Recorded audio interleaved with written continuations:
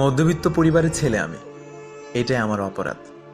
পৃথিবীতে দুই শ্রেণীর মানুষ থাকা উচিত, একটা উচ্চবিত্ত, অন্যটা নিম্নবিত্ত। মধ্যবিত্ত নামে কোনো কিছু থাকা অনুচিত।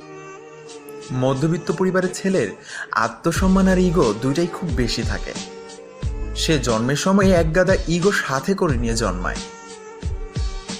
সে স্বপ্ন দেখতে দেখতে বড় হয় এবং এক পর্যায়ে সে বুঝতে পারে জীবনটা স্বপ্ন নয়, জীবনটা হলো বাস্তব।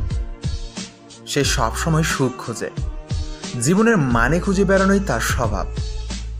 সে অল্পতে সন্তুষ্ট হতে পারে না, আবার অল্পতে অসন্তুষ্টও থাকতে পারে না। সে সবার কাছে ভালোবাসা খোঁজে, কিন্তু এটা তার কাছে 102 ধারার অপরাধ।